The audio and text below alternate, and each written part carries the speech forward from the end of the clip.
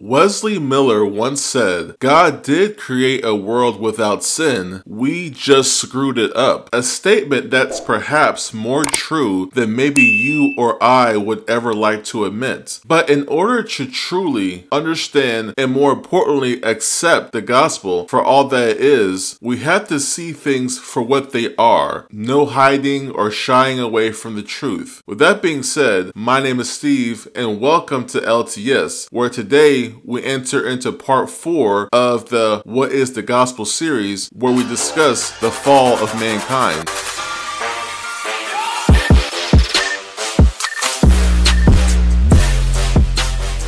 When God created mankind, He bestowed upon them a few gifts. First, God honored mankind by creating man after His own image, which is talked about in Genesis chapter 1, verses 26 through 28. And God said, "Let us make man in our own image, our own likeness, and let them have dominion over the fish of the sea, and over the fowl of the air, and over the cattle, and over all the earth, and over every creeping thing that creepeth upon the earth." Now, I want to stress something. God making mankind after His likeness is not making mankind little gods. He was not a little like God.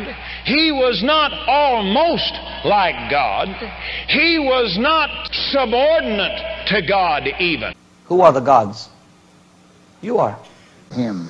I'm in covenant relation. I am a little God. To say to you right now, you are God's little g. No.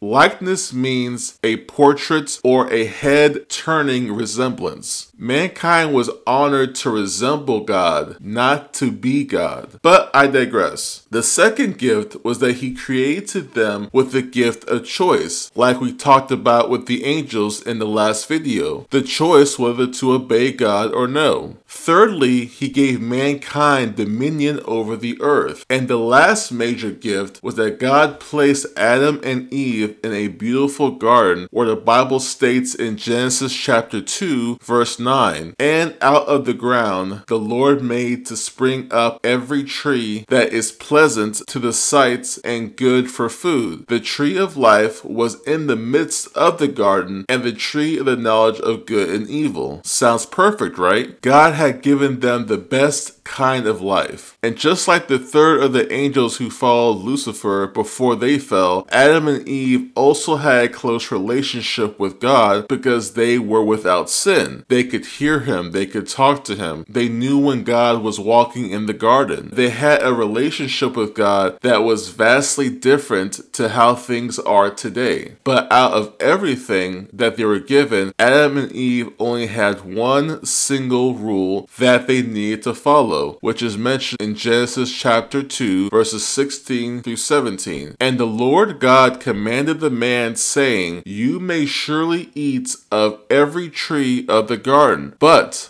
the tree of the knowledge of good and evil you shall not eat. For in the day that you eat of it, you shall surely die." Sounds simple enough, right? Well, at some point, the serpent comes along, and I don't know if the serpent was directly the devil or if that's who he used. Either way, he wanted them to lose what they had been given. You know, misery loves company. As many already know, Eve does succumb to temptation. Now, it's important to notice two things. The first thing is that even though she was being tempted to sin, she in the end made the choice to sin. Because remember, Adam and Eve had been given the gift of choice. So, at the end of the day, it's no one else's fault but her own. And secondly, many like to blame Eve for what happened, but Adam was standing right there with her.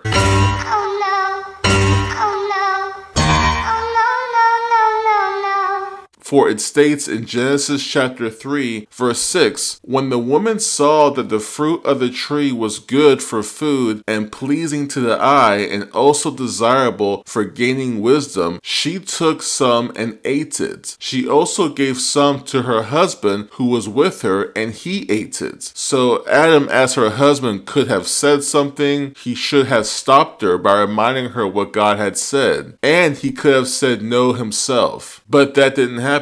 They both gave in to temptation. And once this happened, their eyes were open. They knew things that God didn't want them to know. They are now living outside of the will of God and His design. Death had come, but not in the way they expected. You see, when God stated if they ate the fruits they would die, He wasn't talking about a physical death. Or if He was, He primarily was talking about a spiritual death. Once they had disobeyed, they had become sinners. Their sin had a cost, an eternal cost, a generational cost, because not only had they brought sin into their lives, but also into the lives of their children and their children's children, all the way down to this very generation. And what does the Bible say is the cost of sin? It's talked about in the first part of Romans chapter 6, verses 23, where it states, "For the wages of sin is death." That relationship with God was severed. God is holy and innocent, but now Adam and Eve were not. Your sin always finds you out. And in the case of Adam and Eve, they were no different and were caught in their sin, which is talked about in Genesis chapter 3, verses 8. Then the man and his wife heard the sound of the Lord God as He walked in the garden in the cool of the day. And they hid from the Lord God among the trees of the garden. But the Lord called to the man, "Where are you?" And in a predictable fashion, when they were caught by God, they did what everyone else does when their sin is discovered. She did it! She did it! She's the one you want! Yeah. Glenn, shut up! No, you shut up! Don't talk to me! Don't talk to me, criminal! They tried to cover up their sin by playing the blame game. Adam was quick to point fingers at his own wife by saying in Genesis chapter 3, verses 12, "The man said, 'The woman you put me here with, she gave me some fruits from the tree, and I ate it.'" And then Eve points her fingers at the serpent, for it states in Genesis chapter 3, verses 13, "Then the Lord God said to the woman, 'What is this you have done?'